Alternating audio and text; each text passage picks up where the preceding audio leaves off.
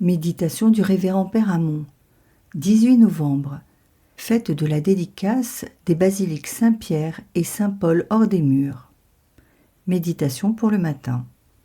Adorons Dieu résidant dans nos poitrines comme dans son sanctuaire. C'est là l'Église dont il est le plus jaloux et où il aime mieux à être honoré. Église dont la dédicace n'a point d'octave, parce que c'est la fête de tous les jours, la fête du temps et de l'éternité. Remercions Dieu d'avoir bien voulu établir son temple dans le fond de notre être. Prions-le de nous pénétrer de cette grande vérité et de ses belles conséquences. Premier point. Nous sommes le temple de Dieu. C'est l'enseignement de saint Paul qui nous le dit en termes formels. C'est la doctrine des prophètes selon la remarque de l'apôtre. Ce n'est pas seulement dans nos âmes, c'est dans notre corps que Dieu habite aussi. Il y habite par la communion qui fait de nous le tabernacle vivant de l'Eucharistie. Il y habite par la grâce du baptême, dont saint Paul dit « Ne savez-vous pas que vos membres sont le temple du Saint-Esprit qui est en vous ? Ô grandeur du chrétien, que son âme est auguste, que son corps est vénérable. Et, chose remarquable, ce privilège n'est pas seulement pour la vie présente, c'est encore pour l'éternité entière. Nous sommes, dit l'apôtre, les pierres vivantes destinées à la construction de ce temple immortel que Dieu prépare ici-bas à sa gloire pour l'éternité.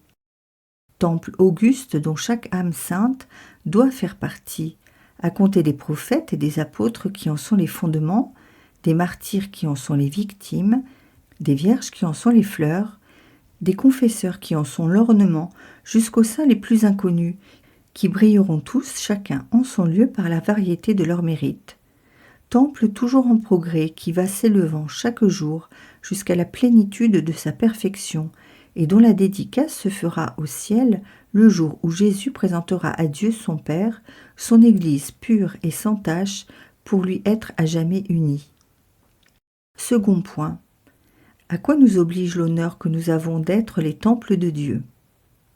La première chose pour élever un édifice, c'est d'en tailler et polir toutes les pierres. De même, pour qu'une âme soit digne d'entrer dans la construction du temple de Dieu, il faut que le ciseau et le marteau de la mortification lui aient ôté toutes les aspérités du caractère et toutes les inégalités de la volonté. Qui ne veut pas souffrir ce marteau et ce ciseau sera mis au rebut par le divin architecte. Si, au contraire, nous nous laissons sans murmurer, tailler, couper et polir, nous aurons une place d'honneur dans le temple de Dieu. C'est ce que nous figure ce qui est raconté du temple de Salomon, à la construction duquel on n'entendit pas un seul coup de marteau ou de ciseau, parce que les pierres, avant d'être apportées au lieu de l'édifice, en avaient été si parfaitement taillées qu'on n'avait qu'à les poser à leur place. Deuxièmement, les pierres, une fois bien taillées et bien polies, il faut les joindre et les coordonner ensemble dans une exacte proportion de chaque partie avec le tout. C'est la charité qui, dans le temple de Dieu, opère cette jonction parfaite et cette belle harmonie d'ensemble dont parle l'apôtre. Troisièmement, dans un temple, tout doit être pur et saint. C'est ainsi que dans notre âme, vrai temple de Dieu, tout ce qui n'est pas pur et saint est une profanation. Nos corps même doivent être purs comme le ciel, et avoir dans une chair de péché quelque chose qui ne soit pas de la chair, dit saint Augustin. Quatrièmement, un temple est un lieu de prière. On ne doit s'y permettre ni dissipation, ni rien de profane, ni pensée inutile, ni imagination vagabonde, mais bien plutôt s'y occuper de Dieu, de ses perfections, de ses louanges, de son amour. Il en doit être de même de notre âme.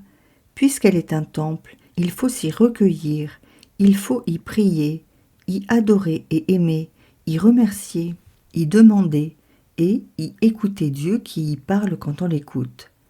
Sainte Thérèse nous apprend qu'elle dut à l'intelligence de cette vérité ses progrès dans la perfection et la facilité qu'elle éprouva à mener une vie recueillie en Dieu.